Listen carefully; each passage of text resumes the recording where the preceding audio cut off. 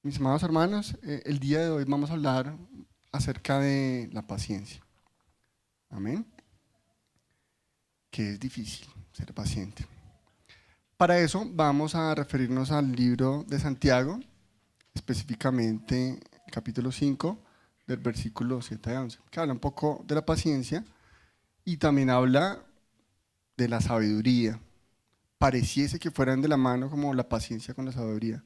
O sea, como que si hay paciencia, hay sabiduría. Y si hay sabiduría es porque hubo paciencia. Pareciese, pero no me quiero adelantar. El libro de Santiago es un libro corto, es un libro de apenas 5 capítulos y uno se puede leer ese libro en media hora o tal vez menos y podemos contar que ya nos leímos un libro, para los que casi no leemos. Eh, Voy a darle un poquito de contexto antes de entrar en el tema en particular.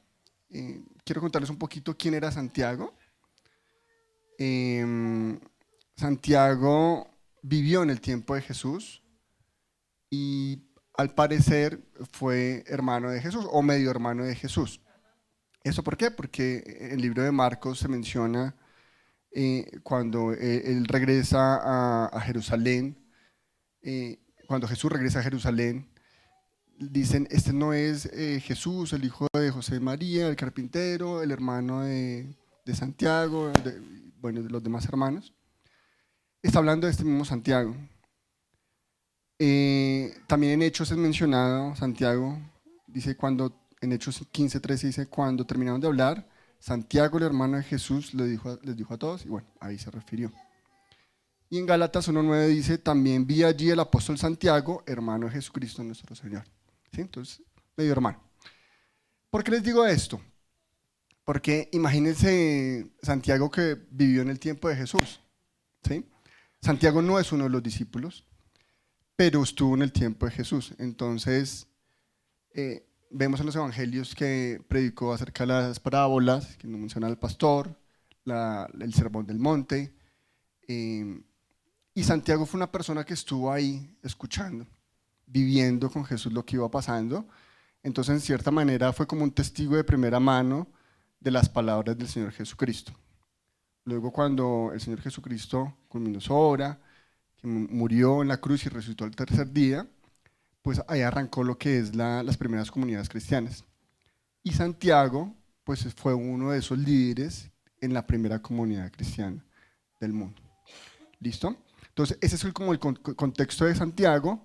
Santiago no viene a enseñar una nueva doctrina, simplemente el libro de Santiago habla mucho acerca del Sermón del Monte, porque estuvo con Jesús, y hace muchas referencias también a Proverbios. Entonces hay temas de sabiduría y los temas de que vivió con Jesús. Amén. Bueno, él fue un líder de la iglesia de Jerusalén, la primera comunidad cristiana que les comentaba. Esta primera comunidad pasó unos tiempos muy difíciles por varias situaciones. En ese entonces hubo una hambruna en Israel y la hambruna trajo pobreza. ¿Sí? Entonces imagínense la situación, ¿no? Como cualquier situación, crisis económica del mundo, incluso de pronto la actual, podríamos en cierta manera poner algo de comparación. Aparte de eso, de que era una situación política y económica difícil, también pasaba que pues habían crucificado a Jesús, los maestros judíos estuvieron ahí implicados, entonces esa primera comunidad cristiana también fue muy perseguida, ¿sí? Porque eran los primeros cristianos que se reunían y bueno, y todo eso.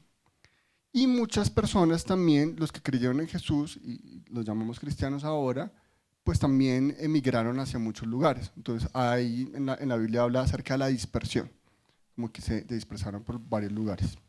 ¿Listo? Entonces ese es el contexto de lo que estaba viviendo Santiago en ese momento. Eh, el libro de Santiago es una carta. ¿Sí? Entonces, ustedes conocen las cartas de Pablo, ¿cierto? Entonces, las cartas de Pablo están dirigidas a cada una de las iglesias y está dirigida a una situación particular que está ocurriendo en las iglesias. La carta de Santiago es una carta, pero no es para una iglesia en particular.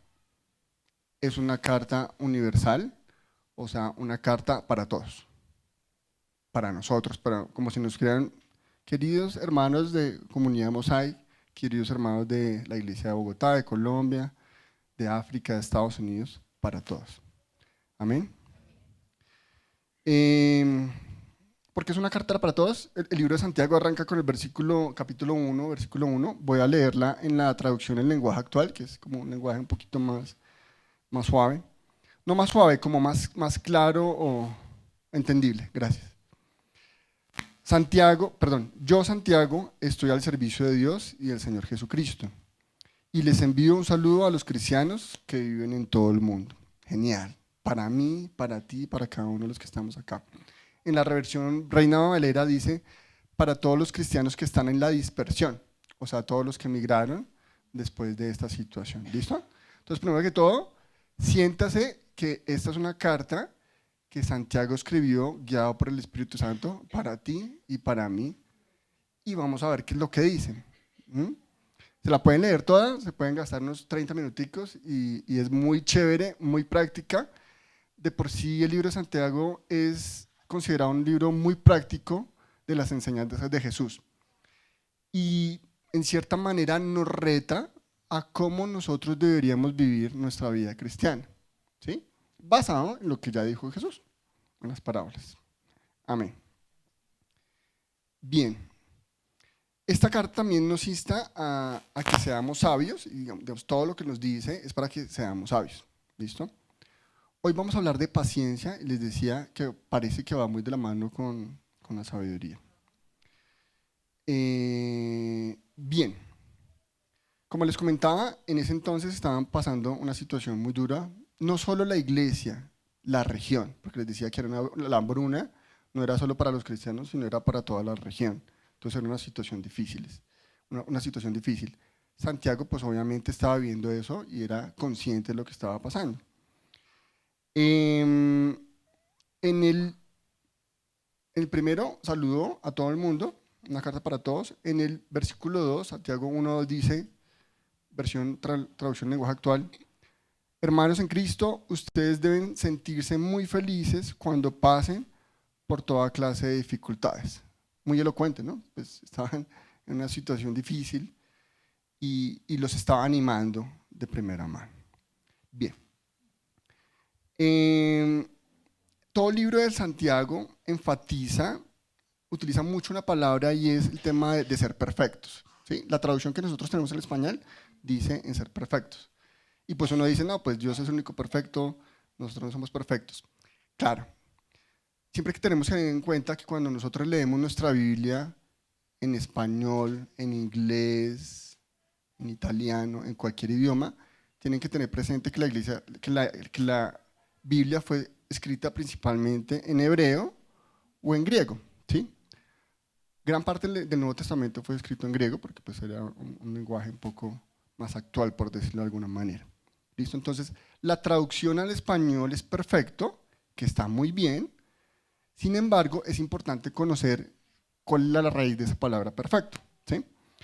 Entonces, esa palabra que nosotros traducimos como perfecto para el español viene del hebreo que se llama tamim o del griego que se llama teleios, que traduce completo, que es lo mismo, o llevado a su fin o terminado, ¿sí? Entonces, cuando uno podría decir el trabajo está completo o el trabajo quedó perfecto, o sea, quedó terminado, no le falta nada. ¿Listo? Entonces, esto es importante porque muchas veces en este libro Santiago habla de la sabiduría, de la paciencia, de muchas cosas, habla de la lengua y él nos reta a que nosotros seamos perfectos, ¿sí? Pero realmente lo que está diciendo es que seamos completos, ¿sí? Y es interesante porque pues todos sabemos que nos faltan muchas cosas, pero esta palabra quiero que la tengan ahí presente porque es interesante lo que vamos a hablar. Bien, quiero devolverme un poquito para luego retomar acerca de la paciencia y voy a hablar un poquito, solo voy a mencionar un poquito acerca de la fe que tiene que ver con la paciencia. Entonces aquí le puse ¿cómo se produce la fe? Hay unos versículos en la Biblia que habla acerca de la fe. Uno de ellos es Romanos 10:17, que nos dice, así que la fe es por el oír por la palabra de Dios. Muchas gracias. ¿Correcto? Ese oír, de una palabra griega que es akoe, significa instrucción. O sea, no es solo venir, escuchar la palabra y, ay, qué bonito el sermón, lo oí, sino oír la instrucción. Y lo que quiere Dios con su palabra es darnos instrucciones de cómo vivir nuestra vida. ¿Para qué? Para ser perfectos. Perfectos, entiéndase, para que estemos terminados. Somos obra de Dios y lo que quiere Dios es que esa obra quede culminada, bien hechecita, terminada. ¿Correcto? Bien, entonces hablamos de la fe. Sabiendo que la prueba de vuestra fe produce paciencia. Amén. Por eso es importante hablar de la fe. Aquí también hay otro término que habla acerca de las pruebas. ¿Sí? Esa palabra de las pruebas también tiene que ver mucho como una prueba, la que traduce ahí es como un experimento. ¿Sí? Entonces voy a experimentar, voy a probar esto, a ver si sí. ¿Sí? Como un experimento para demostrar algo. Esa palabra que se utiliza para prueba es esa. Pero también significa, tiene otro contexto o otro significado de prueba y es como angustia. ¿Sí? Entonces cuando uno dice estoy en prueba, o sea, estoy pasando una situación difícil, algún problema, alguna angustia, entonces tiene esa como doble connotación. Ahora, las pruebas no producen fe, ¿cierto? Lo acabamos de leer, viene de la palabra de Dios.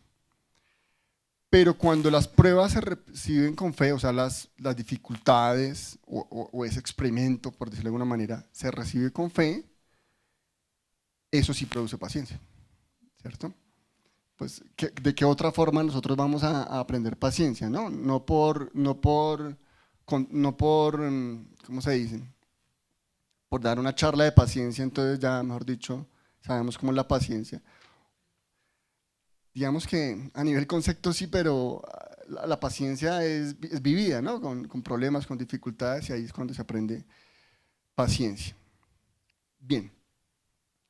Quiero comentarles algo y es que nos toca tener mucho cuidado porque cuando nosotros estamos en dificultades o estamos en esa prueba, en esa angustia, en una situación difíciles, es una situación frágil que lo puede inducir a uno a tomar malas decisiones, ¿cierto? O quien ha tomado malas decisiones acá por apresurarse. Yo levanto la mano porque muchas veces me ha pasado. Pero esas malas decisiones también pueden ser incluso pecar. ¿Sí? A veces uno en la angustia, entonces uno quiere salir y busca su manera de cómo solucionar y tal vez puede pecar. Le voy a contar dos detalles pequeños, solo son ejemplos pequeños, porque hay situaciones más difíciles que cada uno de ustedes ha vivido. Y arrancamos diciendo que la vida es difícil, que Santiago reconoce que la vida es difícil. Solo voy a tener dos ejemplos pequeños para ilustrar un poco. Esta semana en el apartamento que vivimos con mi esposa, que teníamos en arriendo, por error se nos fue, quitaron el agua, dejamos una llave abierta, cuando yo le hago el agua no estábamos ahí, entonces se inundó el apartamento, se inundó la sala del apartamento.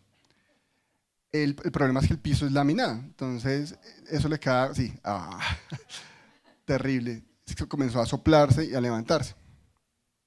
Para colmo de males, todo el piso de ese apartamento es uno solo, es uniforme.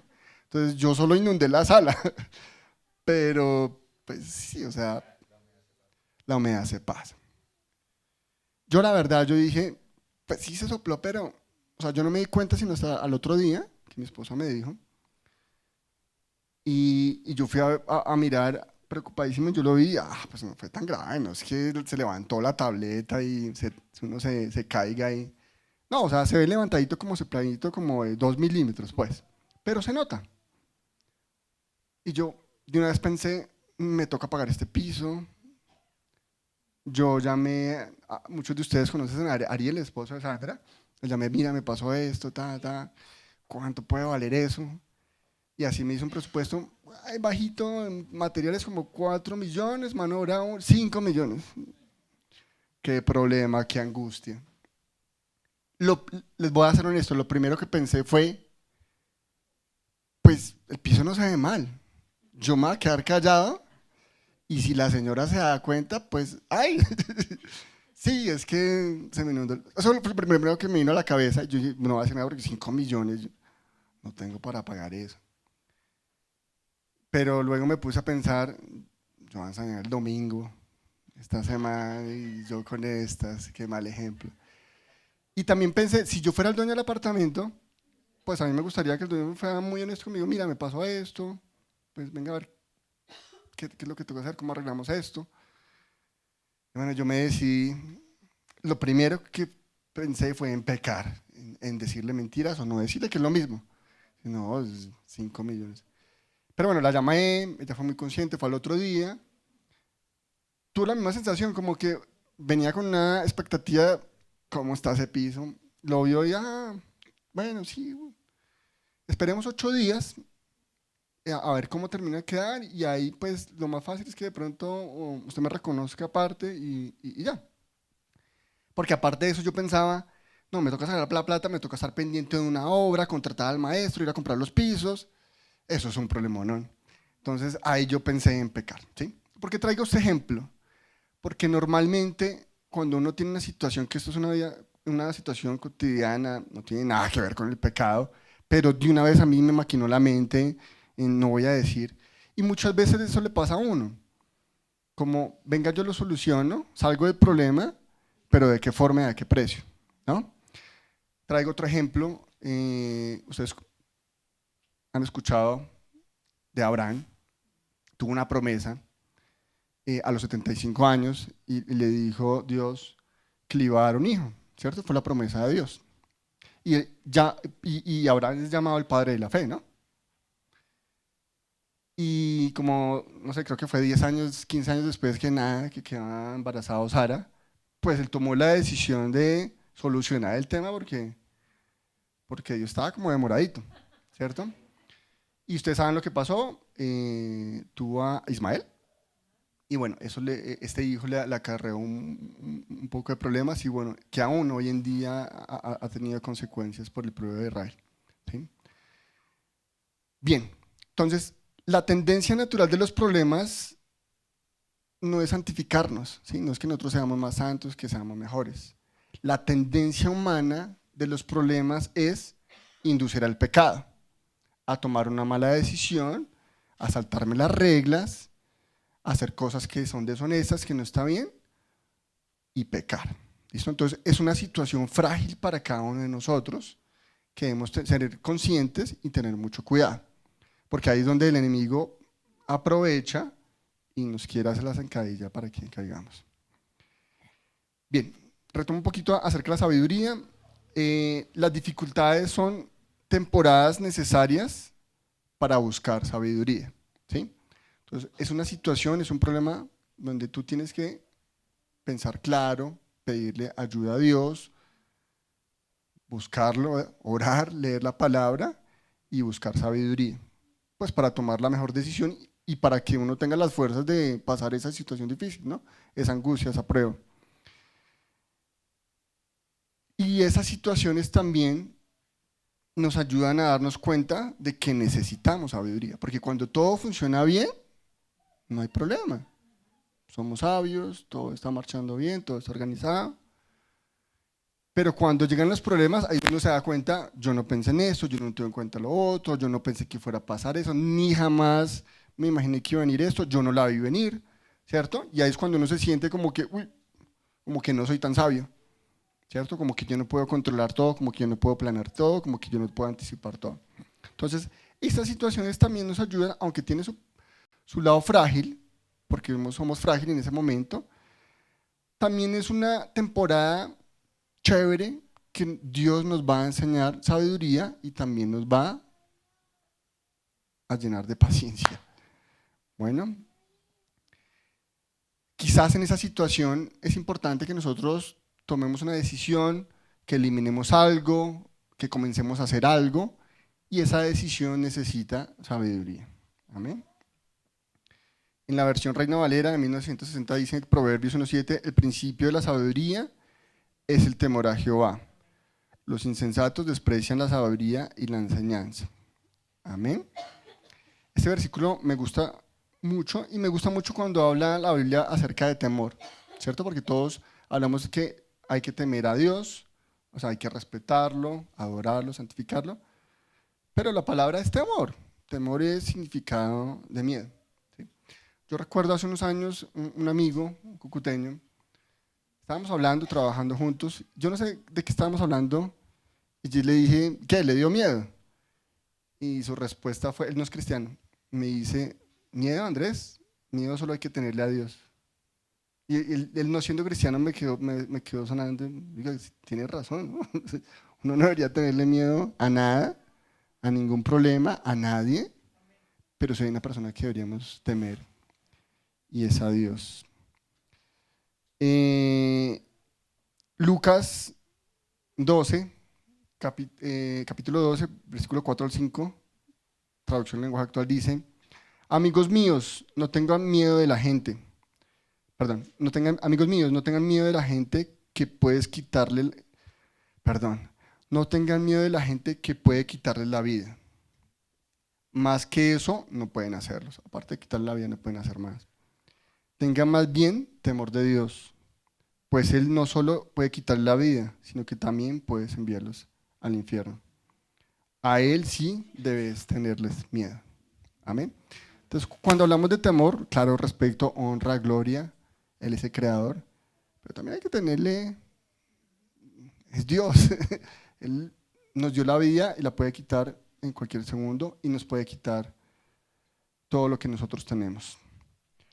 Bien, les hablé un poquito acerca de algunos versículos del libro de Santiago. ¿Por qué es importante la paciencia? En el capítulo 1, versículo 4 dice, voy a leer todo del 1 al 4, dice, hermanos míos, tener por sumo gozo cuando os hallesen diversas pruebas, dijimos que pruebas pueden ser dificultades, sabiendo que la prueba de vuestra fe produce paciencia. ¿Listo? Esa palabra de paciencia tiene que ver mucho, o sea, la raíz de esa palabra en el hebreo tiene que ver mucho con la firmeza, con la constancia, con la perseverancia. O sea, con alguien que no se desvía de su propósito, ¿sí? Porque a veces nosotros tenemos o conocemos como la paciencia es quedarme quieto, esperar. Paciencia sinónimo de esperar, ¿sí?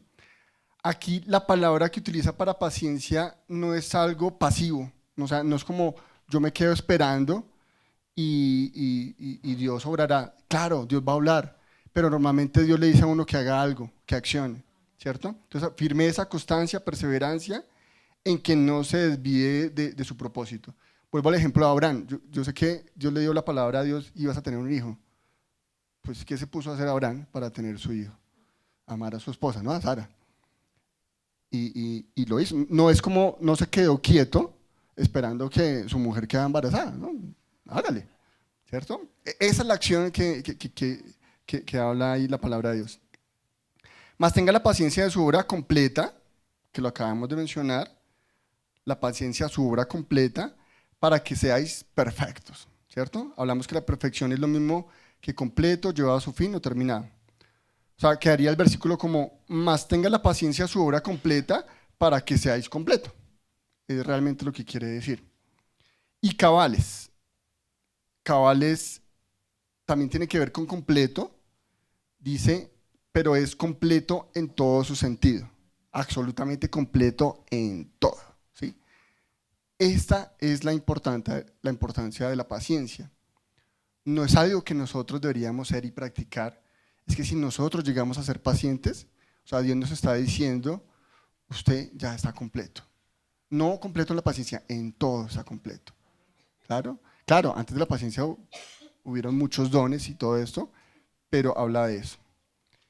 Que sin que nos falte alguna cosa. Luego dice, versículo 5, y si alguno de vosotros tiene falta de sabiduría, pídela. ¿Listo? ¿Cuál es el principio de la sabiduría? El temor a Jehová, lo hablamos, ¿cierto? Si alguno de vosotros tiene falta de sabiduría, pídela. Ese pedir es como pedir consejo, ¿sí? Claro, orar, hay que orar y dice la palabra de Dios que Salomón pidió sabiduría, le fue sabiduría, pero también tiene que buscar consejo. ¿En dónde? En la palabra de Dios, ¿correcto? El cual da a todos abundancia, en abundancia y sin reproche. Nos va a dar harta sabiduría, podemos ser muy sabios leyendo la palabra de Dios, y ese reproche es sin regaños, ¿sí? O sea, yo la embarré, cometí un error, voy a Dios, leo su palabra, Dios no me va a regañar por eso, me la va a dar en abundancia y tampoco me lo va a reprochar. Pero pídela con fe, no dudando nada, porque el que duda es semejante a la onda del mar, que es arrastrada por el viento y echada de una parte a otra, ¿sí? Cuando nosotros pidamos y lo hagamos con fe, es sin duda, ¿sí? Sin duda, aun cuando pase tiempo y tengamos una promesa de Dios, Dios normalmente no cumple sus promesas en el momento que uno quiere, sino las cumple justo en el momento más indicado. Cuando más, o sea, no puede ser más apropiado cuando Dios cumple su promesa. No piense pues quien tal haga que recibirá cosa alguna del Señor. El hombre de doble ánimo es constante de todos sus caminos. Listo, voy a dejar hasta ahí en el capítulo 1. Nos vamos a pasar al capítulo 5, que es el último capítulo de este libro, que ahora de sed pacientes y orad. ¿Listo? Versículo 7 dice, esta ya es versión Reina Valera. Por tanto, hermanos, tened paciencia, ¿sí? Paciencia dijimos que es una paciencia activa, es algo relacionado a la valentía y sin desfallecer, hasta la venida del Señor. Mirad cómo el labrador espera el precioso fruto de la tierra. Este pedacito tiene mucho significado. Mirad cómo el labrador espera el precioso fruto de la tierra. ¿Listo? Primero, labrador. Labrador viene de la palabra, bueno, viene de labrar la tierra, ¿sí? Esa es la raíz de la palabra laborare, o labor, o trabajo, ¿sí? Los primeros trabajos eran cuando se labraba la tierra, ¿listo? Entonces, cuando estamos hablando de una paciencia activa, y dice, mira al labrador, el labrador no se sienta a esperar y a orar a que la semilla crezca, a que la maleza se vaya, a que le llegue el buen sol, a que las plagas no lleguen. Él no se queda ahí esperando a que dé fruto. El trabajo en un labrador es difícil, es durísimo. Yo creo que es uno de los trabajos más duros. O sea, un labrador, o sea, la tierra y las plantaciones, cultivos no tienen fin de semana, ¿sí? Eso, y normalmente el campesino se levanta muy temprano a hacer las labores de la tierra, a regarla, a labrarla, a echarle agua, a quitar la maleza y todo lo que tiene que ver. Y es un trabajo pesadísimo, ¿sí? Cuando está comparando la paciencia con esto, se refiere a eso, hagamos las cosas. Si Dios nos dijo algo, hagámosla con fe, creyendo de que va a suceder y va a dar fruto. Mira cómo el labrador espera, buscando, esperando recibir, ¿no? Esperando recibir el fruto. El precioso fruto, el fruto es sinónimo del resultado, ¿no? No solo de lo que nosotros hagamos en la vida, hay un resultado. El precioso fruto de la tierra. Bien, en esa palabra tierra voy a hacer referencia a un versículo que no anoté aquí. Perdón, Eclesiastés 11, 4, 6 dice, el que el viento observa no sembrará, y al que mira las nubes no segará. Como tú no sabes cuál es el camino del viento o cómo crecen los huesos en el vientre de la mujer encinta, así ignoras la obra de Dios, el cual hace todas las cosas. Por la mañana siembra tu semilla y a la tarde no dejes reposar tu mano, porque no sabes cuál es mejor, si esto o aquello, o si lo uno o lo otro es igualmente bueno, ¿sí? Todo el tiempo Dios nos está diciendo, claro, tenga fe, lea la palabra de Dios, ore, pero no se quede quieto. Actúe con respecto al objetivo que Dios le puso o lo que Dios le prometió que iba a hacer, y no nos quedemos esperando a que solo Dios va a orar solo. Claro, Él va a orar, pero nos demanda que haya acción de nosotros. Él va a venir a rescatarnos justo a tiempo en el momento indicado. Amén. Aguardando con paciencia hasta que reciba la lluvia temprana y tardía. ¿Listo? La lluvia temprana en Israel comienza más o menos como en octubre, ¿sí? La primera lluvia. Y la tardía viene a ser como en marzo o abril, antes de la cosecha, que es como 5 o 6 meses después, ¿sí?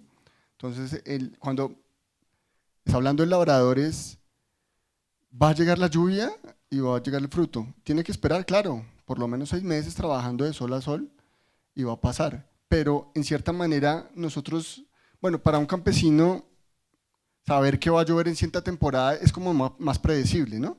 Y sobre todo en los países que hay estaciones, va a suceder. De pronto para nosotros no tanto aquí en Latinoamérica que llueve cuando quiere, pero en los países donde hay estaciones eso es algo como más marcado.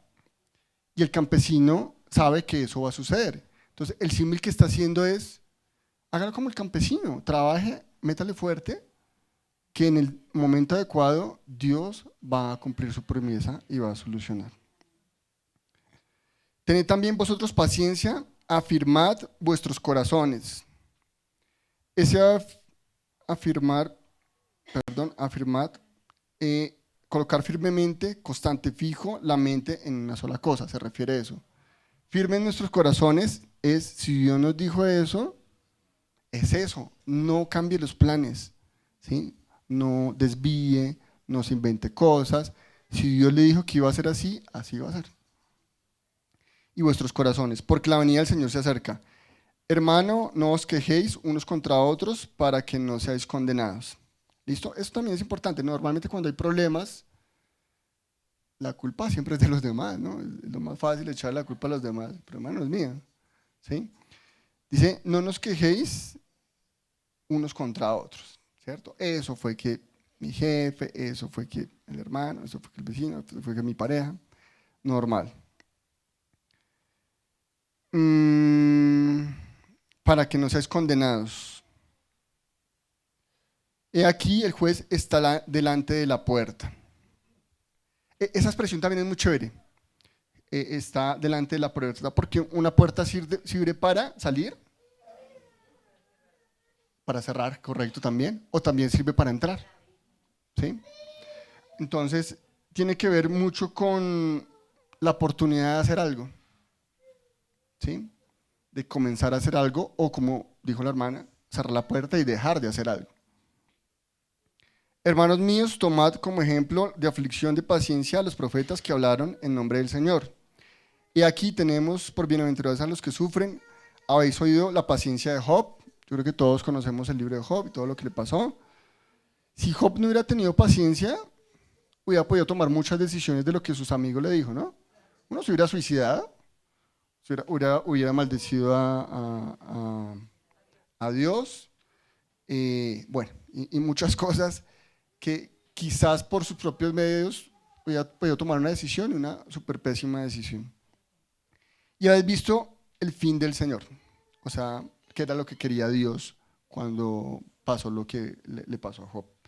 Que el Señor es muy misericordioso y compasivo. Amén. Bien. Voy a finalizar acá. Mi invitación es a que se lean el libro de Job. Es muy cortico, es súper bonito. Perdón, Santiago, gracias. El libro de Santiago es súper bonito, es chiquito, 5 capítulos. Aquí hablamos un poquito de la paciencia, pero si ustedes se van a dar cuenta, habla de muchas cosas prácticas, ¿sí? De cómo comenzar a accionarlas y a vivirlas. Y cuando nosotros venimos a la iglesia, hablemos su palabra y le pedimos a Dios, normalmente nos dice que escudriñemos la palabra, ¿no? Realmente si nosotros quisiéramos vivir una vida completa, una vida plena, podríamos encontrar las instrucciones en la palabra de Dios. Amén. Eso era lo que les quería traer el día de hoy. Para finalizar, vamos a orar y vamos a hacer algo, que no lo mencionamos acá, pero la palabra de Dios dice que oremos unos por otros, ¿sí? Me gustaría que cada uno de ustedes nos pongamos en pie y ore por la persona que está al lado. Pidamos por nuestro hermano al lado que nos enseñe, o por alguien, si quieren, muévase de su silla, siéntase libremente, ore para que Dios nos dé paciencia, que le dé paciencia a su hermano, que le dé paciencia a su pareja, y para que Dios nos bendiga. Amén. Hágalo en voz alta cada uno, y yo también voy a hacer una oración. Padre de la gloria, te damos gracias en esta mañana, Señor. Gracias por tu palabra, Señor. Gracias por Santiago, Señor. Gracias por tu obra redentora, Señor, cuando estuviste en la tierra, Señor. Gracias por la comunidad de Mosaic, Señor, que somos la dispersión, Señor. Gracias porque nosotros estamos en tu plan, Señor, y todo lo que ha pasado, Señor, y lo que se ha vivido hasta este siglo, Señor, ha sido parte de tu plan, Señor. Creemos en ti, Señor, y si estamos aquí, Señor, es porque te creemos, Señor, y porque te estamos esperando, Señor. Estamos esperando que tú vengas, Señor, porque tú sabes que en la tierra hay injusticia, Señor, hay hambre, hay pecado, hay dolor, hay tristezas, hay corrupción, Señor. Hay tantas cosas malas, Señor, y a veces esas cosas nos desesperan, Señor. La situación económica, la situación política, el mundo, las guerras, Señor, la enfermedad, tantas cosas, Señor. Nosotros creemos en ti, Señor, y queremos esperarte con paciencia, Señor. Queremos obrar y llevar tu palabra, Señor. Queremos accionar tu palabra y seguir las instrucciones que tú nos dejaste escritas para nosotros, Señor. Yo te pido por cada uno de mis hermanos y te pido por mí, Señor, que nos seas dando paciencia, Señor, y que también nos dé sabiduría, Señor, para tomar buenas decisiones, para escuchar tu palabra, Señor, para oír tu voz, Señor, para sentirte en nuestro corazón y oír lo que tú quieres que hagamos, Señor. Queremos que tu Espíritu Santo nos guíe cada día, Señor, y que nos hagas unas personas sabias, Señor, que nos hagas unas personas completas, Señor, como tú quieres que seamos, Señor, como obra perfecta y hermosa, Señor. Por favor, santifícanos, Señor, a través de tu gracia, Señor. Perdónanos, Señor, y bendícenos a cada uno de nosotros, a mis hermanos. Bendíceme a mí también, Señor. En nombre del Padre, del Hijo y del Espíritu Santo. Amén. Amén.